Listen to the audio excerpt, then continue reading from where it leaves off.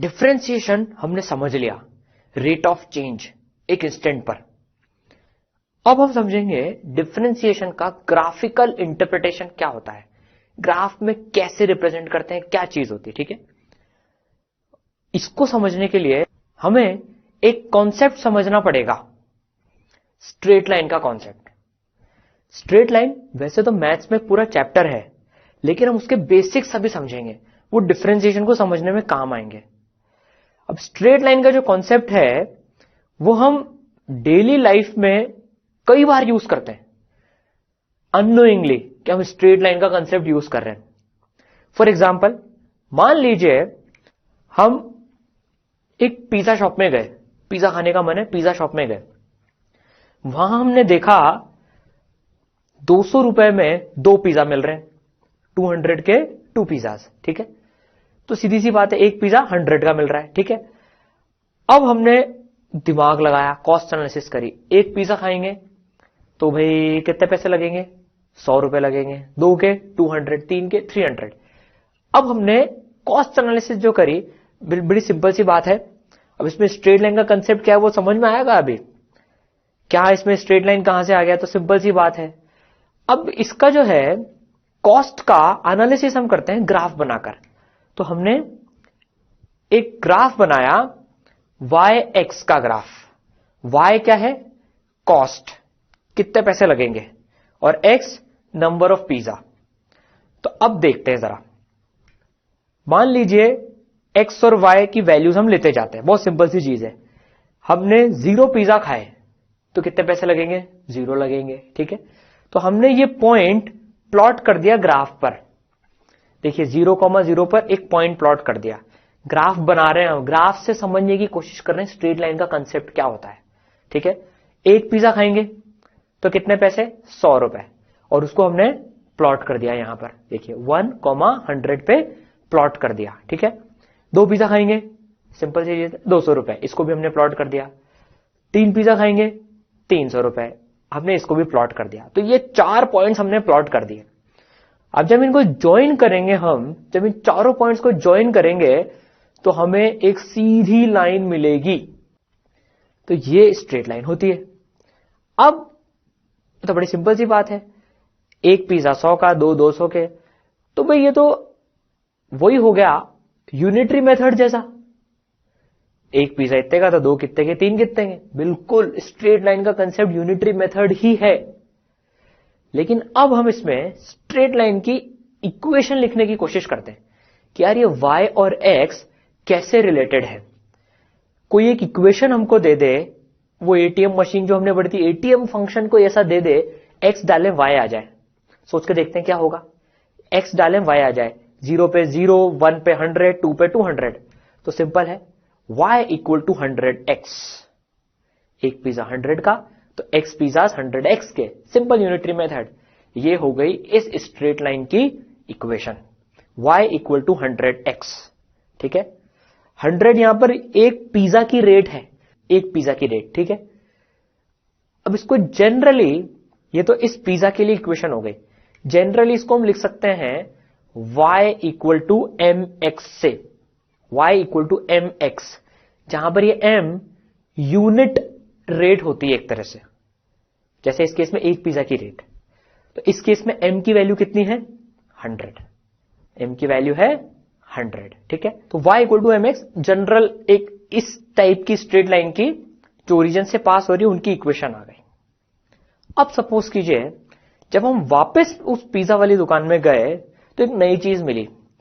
अब वहां पर एंट्री फीस लग चुकी थी 50 रुपीज की, मतलब आप दुकान में एंटर हुए, उसकी फीस देनी पड़ेगी। अब एंट्री फीस, चाहे पिज्जा खाओ या मत खाओ।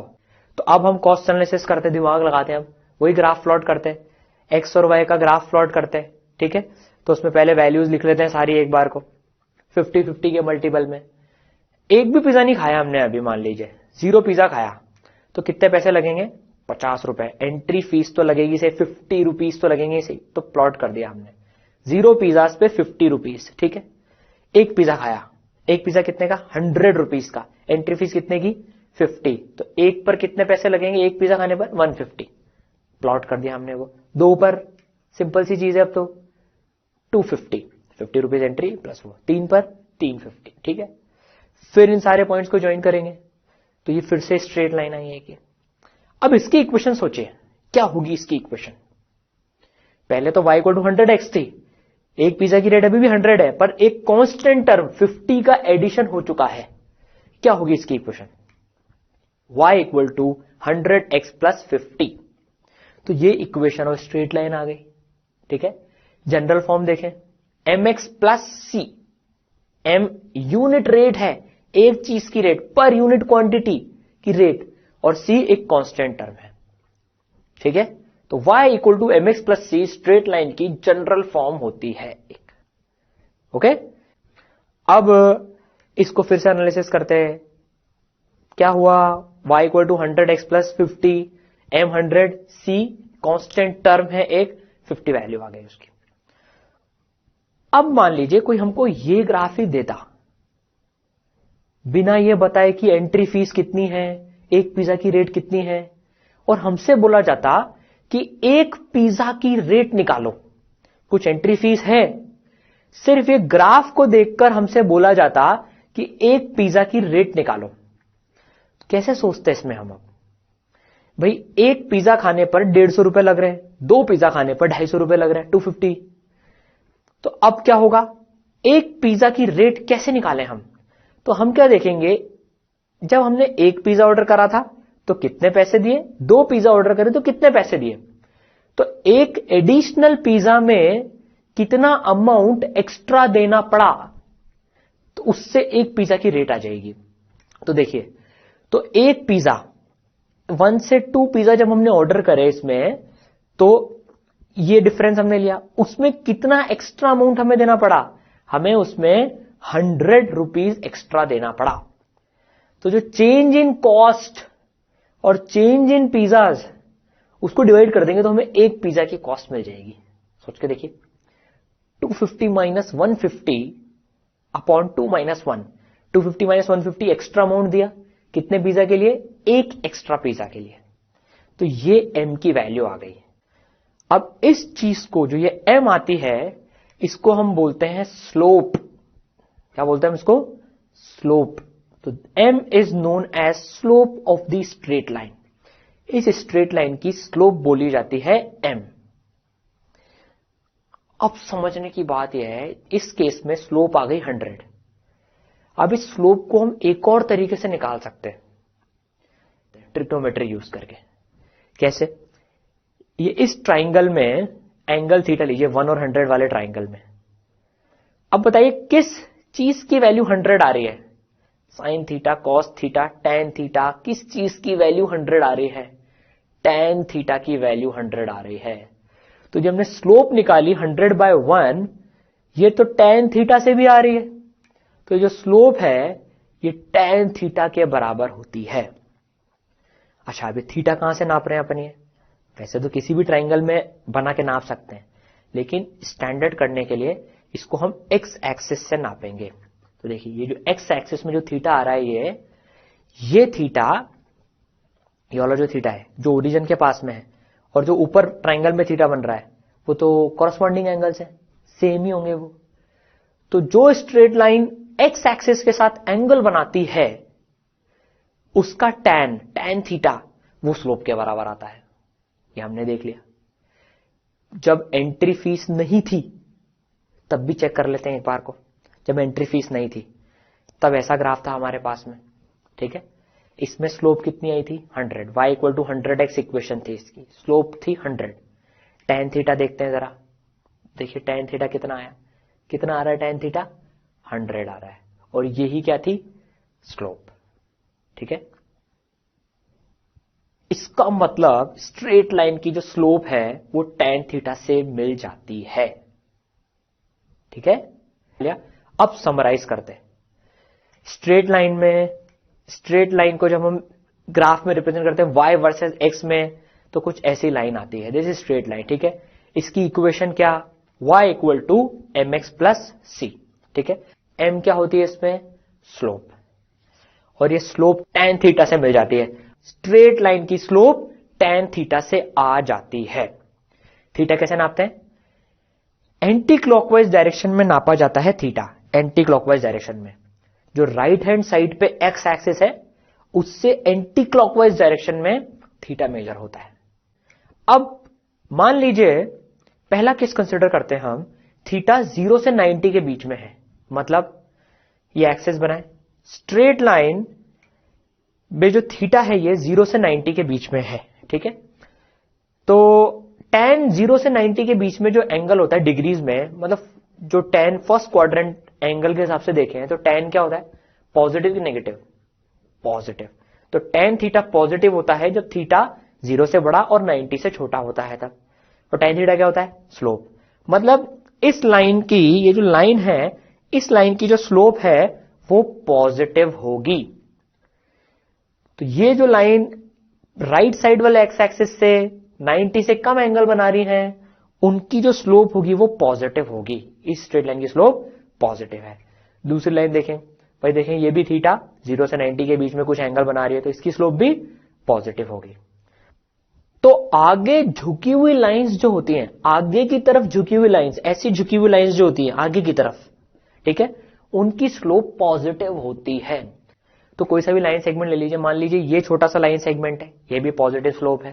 तो इन सारी लाइंस की स्लोप जो है वो पॉजिटिव है, ये सब आगे की तरफ झुकी हुई हैं, ठीक है।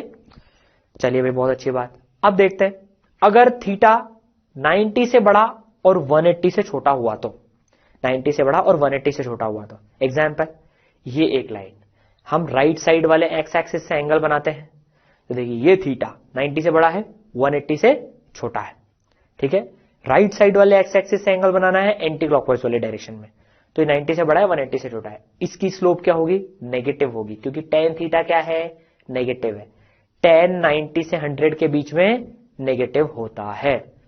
एक और लाइन देखते हैं, ये वाली लाइन, इसका एंगल भी 180 से कम, 90 से ज्यादा है, इसकी स्लोप भी नेगेटिव। तो जो पीछे झुकी हुई लाइंस होती है, पीछे की तरफ, इधर पीछे की तरफ झुकी हुई लाइंस जो होती है, उनकी स्लोप नेगेटिव होती है। तो इन सारी लाइन सेगमेंट्स की स्लोप नेगेटिव है। अब मान लीजिए एक और केस लेते हैं, अगर थीटा 0 डिग्री हुआ तो, थीटा 0 डिग्री, एक्स एक्सिस से 0 डिग्री, मतलब एक्स एक्सिस के पैरेलल लाइन, tan 0 कितना होता है? tan 0 tan 0 tan 0 tan 0 tan 0 0। तो इसका मतलब इस लाइन की स्लोप 0। तो जो एक्स एक्सिस के पैरेलल लाइंस है, इसकी स्लोप 0, तो इसकी भी स्लोप 0, इसकी भी स्लोप 0। कहीं पर भी हो ऐसा लाइन सेगमेंट, पूरी लाइन सेगमेंट, तो सबकी इनकी स्लोप 0 है। तो आगे झुकी हुई लाइंस की स्लोप पॉजिटिव, पीछे झुकी हुई लाइंस की स्लोप नेगेटिव, और जो लेटी हुई लाइंस है बिल्कुल 0 स्लोप, ठीक है। चलिए आगे देखते हैं। और अब मान लीजिए ये एक लाइन है, इसको हम 1 नंबर दे दिया, फर्स्ट लाइन, ये मान लीजिए एंगल 30 डिग्री बना रही है, एक्स एक्सिस के साथ में 30 डिग्री बना रही है। इसकी स्लोप कितनी होगी? स्लोप कैसे निकालते हैं? tan थीटा से निकालते हैं। तो इसकी स्लोप कितनी होगी? tan theta, tan 30 tan 30 tan 30 tan 30 tan 30, tan 30 कितना होता है? 1/√3। तो इस लाइन की स्लोप होगी 1/√3। पॉजिटिव की नेगेटिव? पॉजिटिव, आगे की तरफ झुकी हुई है, ठीक है। अब दूसरी लाइन देखते हैं, ये मान लीजिए एंगल 45 बना रही है, इसकी स्लोप बताइए। सिंपल है, tan 45 1, ठीक है। तीसरी लाइन, ये तीसरी लाइन जो है ये 60 डिग्री पर इंक्लाइंड है राइट साइड वाले एक्स एक्सिस से, थीटा 60 है, tan 60√3, ठीक है। सिंपल। अब इसमें सीखने वाली बात क्या है? ये तो हमें आता ही था पहले से, इसमें सीखने वाली बात क्या? देखिए स्लोप 60 डिग्री वाले की ज्यादा है, फिर 45 डिग्री और सबसे कम फिर 30 डिग्री की, इन तीनों लाइंस में देखें तो, ठीक है। अब इसको समझे कैसे, इसको ध्यान में कैसे रखें? देखिए हम स्लाइड्स में फिसल पट्टी पे झूले, बिल्कुल झूले होंगे। तो ये 3 फिसल पट्टियां बन रही है यहां पर, स्लाइड्स जो गार्डन में होती है ना, स्लाइड्स वाटर पार्क में भी होती है स्लाइड, ये वैसी फिसल पट्टियां बन रही है जिसमें हम फिसल के नीचे आते हैं ऐसे, ठीक है। अब देखिए जो फिसल पट्टी जितनी ज्यादा खड़ी हुई है, जितनी ज्यादा वर्टिकल के साथ इंक्लाइंड है, उसकी स्लोप उतनी ज्यादा है। तो देखें जरा इसमें अपन, जो थर्ड वाले की जो स्लोप है, मैग्नीट्यूड की बात कर रहे हैं अभी, थर्ड वाले की जो स्लोप है वो सेकंड वाले की स्लोप से ज्यादा है। देखिए 60 डिग्री वाले की 45 डिग्री से ज्यादा है, और ये 30 डिग्री वाले से ज्यादा है। अगर ये तीनों स्लाइड्स होती तो हमें झूलने में सबसे ज्यादा मजा किस में आता, जिसमें सबसे तेज फर से जाएगा, फर्स्ट वाली या सेकंड वाली या थर्ड वाली, किसमें ज्यादा मजा आता? हमें एडवेंचर पसंद है, डेफिनेटली पसंद है, तो थर्ड वाली में सबसे ज्यादा मजा आता।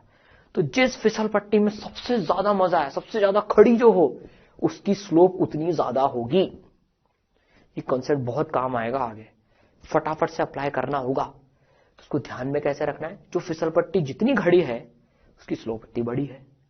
क्या बात, ये तो कहावत बन गई, फिसल पट्टी जितनी खड़ी स्लोप उतनी बड़ी। ठीक है, दिख रहा है। अब नेगेटिव में देखते हैं।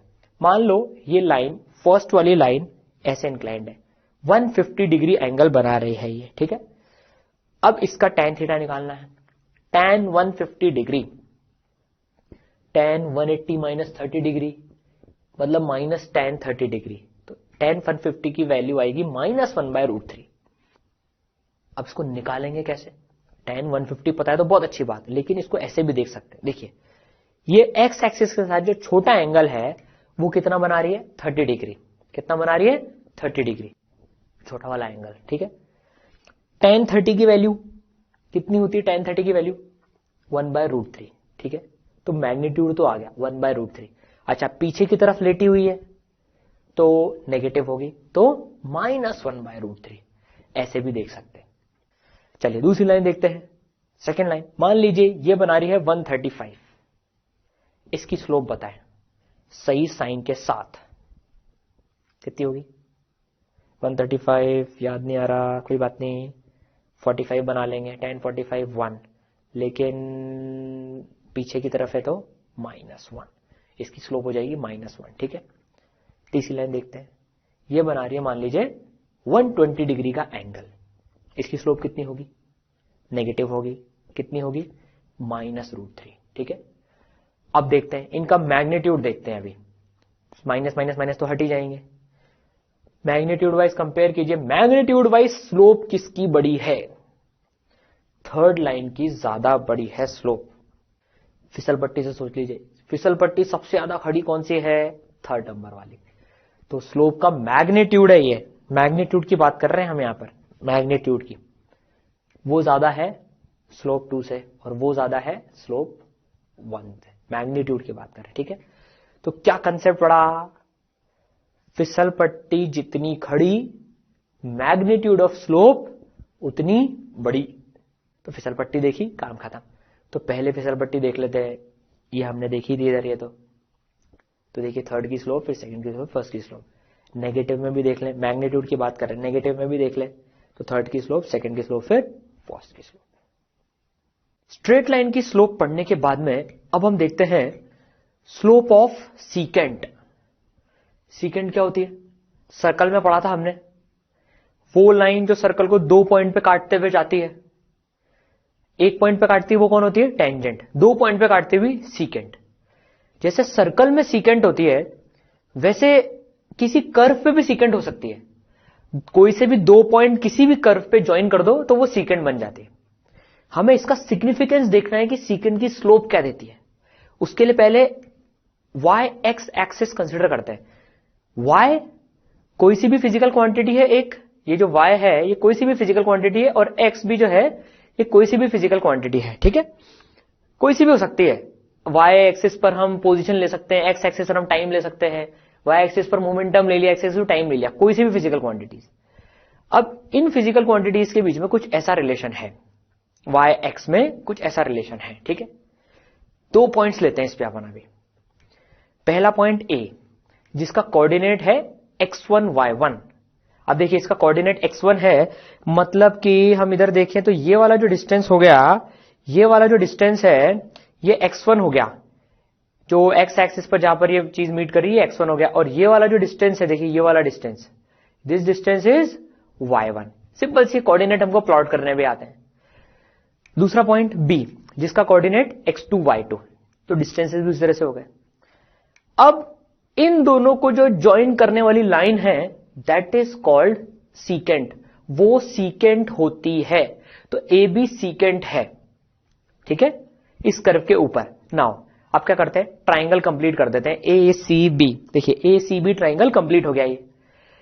अब इसमें अगर अपन डिस्टेंसेस देखें तो सबसे पहले ए सी डिस्टेंस देखें। ए सी डिस्टेंस कितना हो जाएगा, x2 minus x1, x2 minus x1, क्योंकि ओरिजिन से सी तक का तो x2 और ओरिजिन से ए तक का x1, तो डिफरेंस हो गया x2 माइनस x1, जिसको हम डेल्टा x भी बोल सकते हैं, चेंज इन x।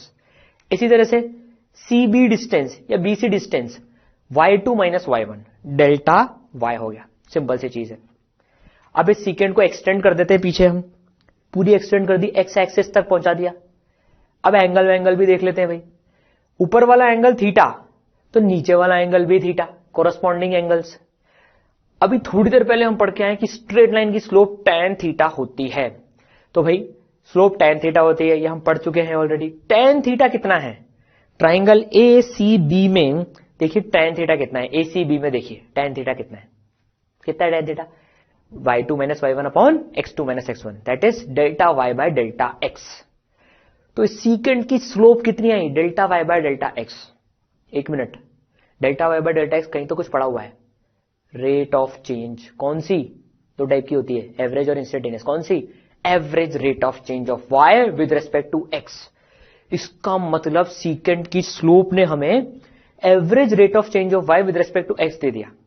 देखिए स्ट्रेट लाइन यूनिटरी मेथड वाला पिज्जा से भी हमने देखा था, तो ये भी स्ट्रेट लाइन ही है, इसकी slope average rate of change दे रही है, किसका, y का, किसके रेस्पेक्ट में, x के रेस्पेक्ट में, क्योंकि दोनों एक्सेस y और x के ही हैं इसमें, ठीक है। तो slope of secant of y x curve gives average rate of change of y with respect to x। तो सीकेंट क्या होती है, दो पॉइंट को ज्वाइन कर दो, उसकी स्लोप से हमें पता पड़ जाता है average rate of change. Average rate एक इंटरवल के लिए होती है, एक चीज के लिए होती है, डेल्टा के लिए, एक्स एक्सिस पे जो भी क्वांटिटी है उसके चेंज के लिए। तो इस केस में average rate of change of y with respect to x from x1 to x2, ठीक है।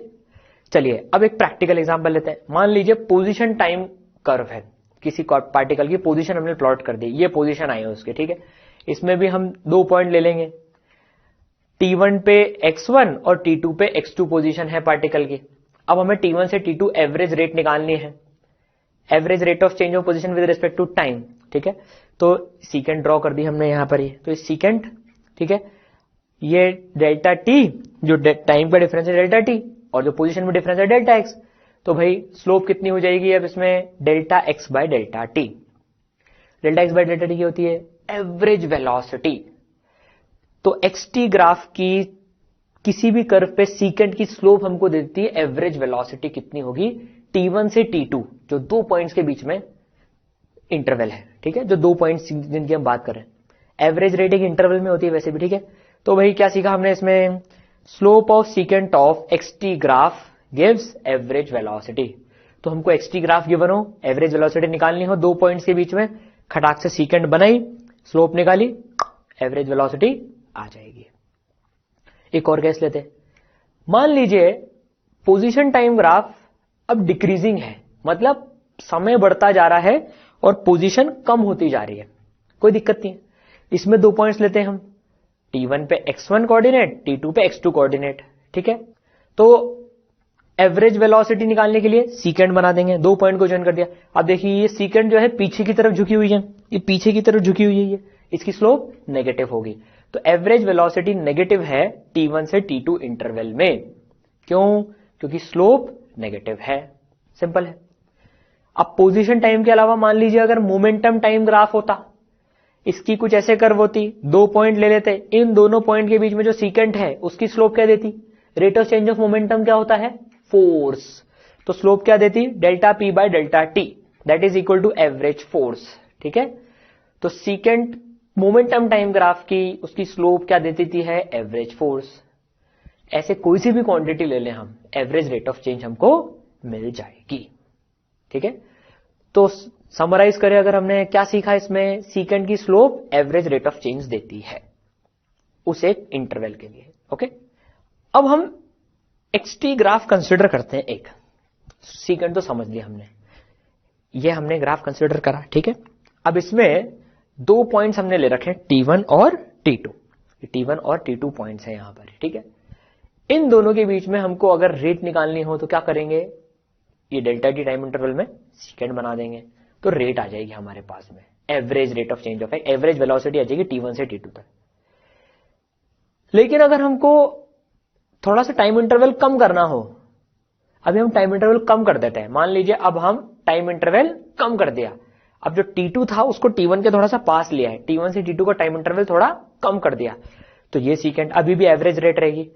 हमें अगर एक पॉइंट तक पहुंचना हो, एक इंस्टेंट तक पहुंचना हो, देखिए अभी इंटरवल की बात कर रहे हैं, एक इंस्टेंट पे रेट निकालनी हो, उसके लिए क्या करेंगे, टाइम इंटरवल को छोटा करते जाएंगे, छोटा करते जाएंगे। पुलिस वाला 90 किलोमीटर पर आवर याद आया, उसमें इंस्टेंट डिफाइन करने की कोशिश करी गई थी। अब हम ग्राफिकली इंस्टेंट तक पहुंचने की कोशिश करते हैं। एक इंस्टेंट में कितना समय होता है, बहुत बहुत बहुत बहुत बहुत बहुत बहुत बहुत बहुत बहुत बहुत बहुत थोड़ा, बहुत छोटा सा टाइम होता है एक इंस्टेंट में।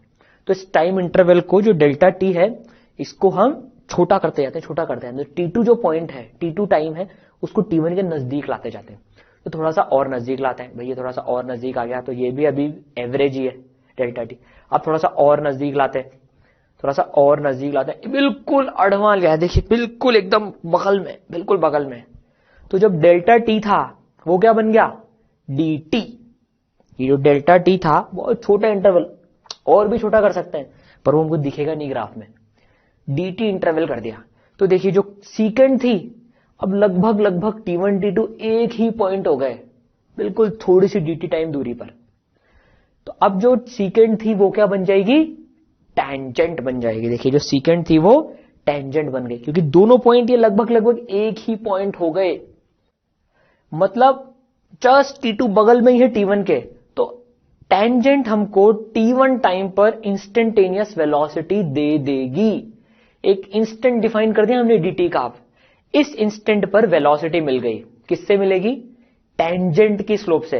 जैसे जैसे इंटरवल कम होता गया कम होता गया कम होता गया, सीकेंड किस में कन्वर्ट हो गई, टेंजेंट में। जैसे जैसे डेल्टा टी dt में कन्वर्ट हुआ, सीकेंड टेंजेंट में कन्वर्ट हो गई। तो अगर हमको पोजीशन टाइम ग्राफ में किसी एक पॉइंट पर, किसी एक पर्टिकुलर इंस्टेंट पर, क्योंकि T0 ले लिया हमने यहां पर, ठीक है, तो T0 पर अगर हमको इंस्टेंटेनियस रेट निकालनी है, इंस्टेंटेनियस वेलोसिटी निकालनी है उस T0 टाइम पर, तो क्या करेंगे, टेंजेंट बना देंगे। तो जो टेंजेंट होगी इस कर्व के ऊपर, इस कर्व के ऊपर हमने टेंजेंट ड्रॉ कर दी, देखिए बिल्कुल टेंजेंट ड्रॉ कर रखे। तो थीटा है, स्ट्रेट लाइन है, आगे की तरफ झुकी हुई है, हमको पता है tan थीटा किसके बराबर है, स्लोप के बराबर है। और एक इंस्टेंट पर xt टाइम ग्राफ में क्या होगी, dx बाय dt। तो जब टाइम इंटरवल छोटा होता गया तो delta x by delta T किसमें कन्वर्ट हो गया, dx बाय dt में। सब पढ़ चुके हैं हम, अब ग्राफिकली भी देख लिया। तो इस चीज में हमको क्या मिली, इंस्टेंटेनियस वेलोसिटी मिल गई, ठीक है। तो slope of tangent on xt graph at, ये एट इंपॉर्टेंट है, एक instant t equal to T0 gives instantaneous velocity at t equal to T0। तो किसी एक टाइम T0 पे इंस्टेंटेनियस वेलोसिटी चाहिए तो खटाक से टेंजेंट बनाओ, स्लोप नापो और इंस्टेंटेनियस वेलोसिटी मिल जाएगी हमको, ठीक है। ये तो हमने xt के लिए देख लिया। अब जनरल देखें, अगर स्लोप ऑफ टेंजेंट, टेंजेंट की स्लोप क्या देती है, अब y x कर्व पे देख रहे हैं, जनरल कोई सी भी दो क्वांटिटीज हो सकती हैं y और x, इस पे कर्व बनाए, एक पर्टिकुलर पॉइंट लिया x इक्वल टू x0 पर, इस पे रेट नापनी है, टेंजेंट ड्रॉ करेंगे, थीटा नापेंगे, ठीक है, स्लोप नाप लेंगे, तो स्लोप tan थीटा के बराबर होती है, जो कि किसके बराबर होगी, dy बाय dx के, dy बाय dx के बराबर हो गई। तो ये क्या होती है, slope of tangent at point x equal to x0 gives instantaneous rate of change of y with respect to x। Summarise कर लेते हैं, सीकेंट और टेंजेंट, तो भाई दोनों ये सेम कर्व ले लिया हमने, ठीक है। सबसे पहले सीकेंट की बात करते हैं। सीकेंट की स्लोप, दो पॉइंट लिए हमने x1 और x2, ठीक है। तो ये x1 और x2 जो दो पॉइंट हमने लिए हैं यहां पर, इसमें सीकेंट बना दी। स्लोप क्या होगी इसकी, delta y by delta x के बराबर होगी इसकी स्लोप, ठीक है। ये क्या देती है हमको, average rate of change of y with respect to x। देखिए एवरेज रेट है, इंटरवल होना चाहिए, इसलिए डेल्टा। टेंजेंट बनानी हो, एक पॉइंट पे होती है टेंजेंट, इंस्टेंट पे देती है, टेंजेंट बनती है, उसकी स्लोप dy बाय dx होती है, that is instantaneous rate at x naught. तो अब कुछ एग्जांपल्स करते हैं टेंजेंट, सीकेंट, इनके रिलेटेड। मान लीजिए हमें एक xt कर्व गिवन है, पोजीशन टाइम कर्व गिवन है, ऐसे जाके ऐसे आ रहा है, इस पे कुछ 6 पॉइंट्स मांगते हैं A B C D E and F, ठीक है। अभी जो 6 पॉइंट्स हैं इनसे रिलेटेड हमें कुछ क्वेश्चंस आंसर करने हैं। क्या आंसर करना है? सबसे पहले एवरेज वेलोसिटी बतानी है हमको। Average velocity delta x by delta t, A to B, A to C, B to E to F, A to F, ये बतानी है हमको। हमें सिर्फ इसमें साइन बताने हैं, पॉजिटिव, नेगेटिव या जीरो। एग्जैक्ट वैल्यू नहीं बतानी है, पहले साइन सीखने अपन, पॉजिटिव होगी कि नेगेटिव होगी, जीरो होगी। तो ए टू बी की अगर हम बात करें, ए से लेकर बी तक एवरेज वेलोसिटी, तो क्या होगी? सीकेंड बनाएंगे ए टू बी, तो ए से बी तक ज्वाइन कर दी। अभी लाइन आगे की तरफ झुकी हुई है, स्लोप पॉजिटिव, मतलब average velocity positive. A to C देखें जरा, ए टू सी देखें तो भाई क्या होगा? ए टू सी ज्वाइन करेंगे तो ए टू सी हो गई, ये भी आगे की तरफ झुकी हुई है, तो क्या हो गई? ये पॉजिटिव, ठीक है। तो ए टू सी पॉजिटिव। अच्छा, जो ए टू बी थी वो ये थी, ए टू बी की एवरेज वेलोसिटी ये थी, इसकी स्लोप, और ए टू सी की ये थी। बताइए किसका मैग्नीट्यूड ज्यादा है, ए टू सी की एवरेज वेलोसिटी का कि ए टू बी की एवरेज वेलोसिटी का? फिसल पट्टी जितनी खड़ी, स्लोप उतनी बड़ी, तो फिसल पट्टी किसकी ज्यादा खड़ी है? ए से सी की ज्यादा खड़ी है। तो ए से सी तक की एवरेज वेलोसिटी ए से बी की एवरेज वेलोसिटी से ज्यादा है मैग्नीट्यूड वाइज, ठीक है। चलिए, तो भाई ए टू सी पॉजिटिव हो गई। अब जरा बात करें बी टू ई, तो बी से ई ज्वाइन कर देंगे, तो बी से ई ज्वाइन कर दी, ये सेकंड की स्लोप पॉजिटिव है, आगे चुकी हुई है। ई टू एफ, ई से एफ तक ज्वाइन कर देते हैं भाई, अब लाइन ज्वाइन कर दी ई से एफ तक, अब ये ऐसे लेटी हुई है ये लाइन पीछे की तरफ, तो स्लोप नेगेटिव। तो ई टू एफ की जो वेलोसिटी आ गई नेगेटिव आ गई, average velocity. A to F देखें, ए से लेकर एफ तक ज्वाइन करें भाई, तो ये ए से लेकर एफ तक ज्वाइन कर दी सीकेंड, ए और एफ को ज्वाइन कर दिया। इसकी स्लोप कितनी है? जीरो। हॉरिजॉन्टल लाइन की स्लोप जीरो होती है, तो ये हो जाएगी जीरो। ए से लेकर एफ तक की एवरेज वेलोसिटी जीरो हो गई। देखिए, जिस एक्स से उसने स्टार्ट करा था, जिस एक्स से उसने स्टार्ट करा था, घूम फिर के पहले एक्स बढ़ा, फिर एक्स घटा, वापस वहीं के वहीं आ गया वो, तो घूम फिर के वापस वहीं आ गया। एवरेज वेलोसिटी कितनी? जीरो, क्योंकि डिस्प्लेसमेंट ही जीरो है, ठीक है। एनीवे, चलिए भाई, तो ये हमको बात समझ में आ गई। अब हम देखते हैं इंस्टेंटेनियस वेलोसिटी। तो dx by dt, A B C D E F, 6 के 6 पॉइंट्स पर हमको इंस्टेंटेनियस वेलोसिटी बतानी है। इंस्टेंटेनियस वेलोसिटी मतलब टेंजेंट की स्लोप। तो टेंजेंट बनाते हैं, ए पे देखते हैं, ए पे टेंजेंट बनाई भाई, ए पे टेंजेंट ड्रॉ कर दी, तो इसकी स्लोप कितनी है? ये तो फ्लैट है, हॉरिजॉन्टल है, कितनी है? जीरो। बी पे टेंजेंट बनाते हैं जरा, बी पे निकालनी है तो बी पे टेंजेंट बनाएंगे, तो ये बी पे टेंजेंट आ गई है, आगे की तरफ झुकी हुई है लाइन, बी पर इंस्टेंटेनियस वेलोसिटी पॉजिटिव डायरेक्शन में है, ठीक है। सी पर देखते हैं, अब हम बनाते हैं सी पर टेंजेंट बनाएंगे। टेंजेंट बनानी आती है हमको, जिस पॉइंट पे कर्व है उससे उस पे हमने टेंजेंट बना डाली, ये हमारी टेंजेंट हो गई, आगे की तरफ झुकी हुई है, तो सी पर पॉजिटिव। डी पर देखें जरा, डी पर टेंजेंट बनाते हैं, तो ये कर्व है, इस पे हमने टेंजेंट बना दी, स्लोप जीरो, तो डी पे इंस्टेंटेनियस वेलोसिटी जीरो। ई पर देखें, तो ई पर जब हम टेंजेंट बनाएंगे तो ये ई पर टेंजेंट हो गई, पीछे की तरफ झुकी हुई है लाइन, तो ई पे नेगेटिव। एफ पे देखें, एफ पे टेंजेंट बनाए भाई, जीरो। तो सीकेंड और टेंजेंट ऐसे बनाई जाती है, उनकी स्लोप हमें पता है, आगे झुकी हुई पीछे झुकी हुई की फ्लैट। ओके, नाउ दूसरा सवाल करते हैं। अभी दूसरा सवाल करने से पहले एक कंसेप्ट और पढ़ लेते हैं।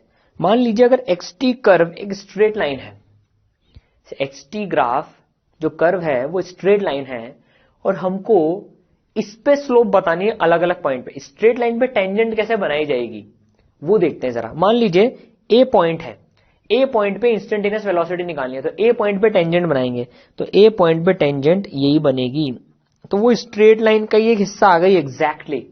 स्ट्रेट लाइन पे टेंजेंट बिल्कुल वैसी बनेगी, ठीक है। बी पर देखें, बी पे टेंजेंट बनाएंगे तो बिल्कुल जो टेंजेंट बनाएंगे वो टेंजेंट ऐसी बनेगी।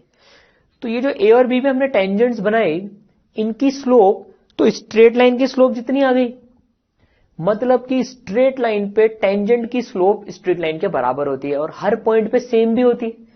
चाहे आप यहां पे ले लेते पॉइंट कोई सा, उस पे टेंजेंट बनाते तो उस पे टेंजेंट ऐसी बनती, ठीक है। तो हर पॉइंट पे स्ट्रेट लाइन के टेंजेंट की स्लोप बराबर होती है।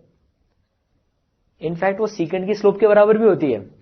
अगर कोई हमसे बोलता है ए से बी सीकेंट बनाओ, तो ए से बी सीकेंट हम ये बनाते, इसकी स्लोप भी स्ट्रेट लाइन के बराबर ही होती। तो स्ट्रेट लाइन अगर कर्व है तो उसके हर पॉइंट पे टेंजेंट की स्लोप सेम होगी, और वो कितनी होगी, जितनी स्ट्रेट लाइन की स्लोप है। तो बहुत इंपॉर्टेंट पॉइंट है, slope of tangent on a straight line is same at each point and is equal to the slope of straight line. क्योंकि भाई tan थीटा तो सेम ही आने वाला है, जो बनेगा इसको एक्सटेंड करें तो जो tan थीटा यहां पर बनेगा उसकी स्लोप तो सबके लिए सेम है, ठीक है, ये ध्यान रखेंगे। चलिए अब क्वेश्चन करते हैं। For the following xt graph find velocity at t equal to 1 second, 2 second, 6 second, 11 second, 16 second. अरे बाप रे, इतने सारे पॉइंट्स पे वेलोसिटी निकालनी है, कोई टेंशन की बात नहीं। xt ग्राफ गिवन है हमें, पोजीशन टाइम ग्राफ गिवन है, ये ऐसा, फिर ये ऐसा, फिर ये ऐसा।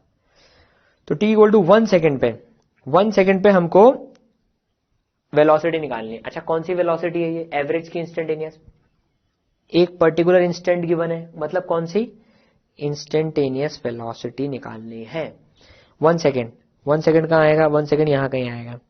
तो भाई यहां पर जो टेंजेंट बनेगी उसकी स्लोप, अब उसकी स्लोप कितनी होगी, जितनी स्ट्रेट लाइन की स्लोप है। स्ट्रेट लाइन की स्लोप कैसे निकालेंगे, tan थीटा से। तो tan थीटा कितना होगा भाई, 1 सेकेंड पर कितना होगा tan theta, this by this 20/5 that is 4 metre per second. तो 1 सेकेंड पे जो पार्टिकल है वो 4 मीटर पर सेकेंड से जा रहा है, ठीक है। प्लस, बिल्कुल प्लस। 2 सेकेंड देखते हैं, 2 सेकेंड भी यहीं कहीं आएगा, उस पर भी टेंजेंट की स्लोप सेम ही होगी, तो भाई यही आ जाएगा। तो t इक्वल टू 1,2 सेम ही स्लोप होगी स्ट्रेट लाइन की, अभी थोड़ी देर पहले पढ़ा हमने। अब देखते हैं 6 सेकेंड पर, 6 सेकेंड कहां पर आएगा, 6 सेकेंड यहां पर कहीं आएगा, तो यहां पर। तो हम इस स्ट्रेट लाइन की स्लोप देखते हैं, ये थीटा नाप लेते हैं। देखिए इस स्ट्रेट लाइन की स्लोप नेगेटिव होगी, पहले मैग्नीट्यूड तो निकाल लें छोटे एंगल से। तो ये tan थीटा कितना आ जाएगा भाई, ये tan थीटा आ गया है 20 बाय, ये कितना है 5, तो 20/5 that is equal to 4 metre per second. ये तो मैग्नीट्यूड आ गया। तो t इक्वल टू 6 सेकेंड पर जो v हो गई वो कितनी हो गई, नेगेटिव होगी, क्योंकि स्लोप नेगेटिव है, -4 मीटर पर सेकेंड। नेगेटिव मतलब नेगेटिव डायरेक्शन, नेगेटिव का मतलब नेगेटिव डायरेक्शन में जा रही है वो, ठीक है। 11 सेकेंड पे देखें भाई, 6 सेकेंड पे हो गई, 2 सेकेंड पे हो गई, 11 सेकेंड पे। 11 सेकेंड कहां आ रहा है भाई, इधर आ रहा है। 11 सेकेंड पे भी स्लोप उतनी होगी जितनी 6 सेकेंड पर है, सेम स्लोप है, सेम स्ट्रेट लाइन है। तो t इक्वल टू 11 सेकेंड पर भी इतनी होगी। 16 सेकेंड देखें भाई, अब 16 सेकेंड कैलकुलेट कीजिए, 16 सेकेंड आपको कैलकुलेट करनी है। 16 सेकेंड कहीं यहां पर आएगा।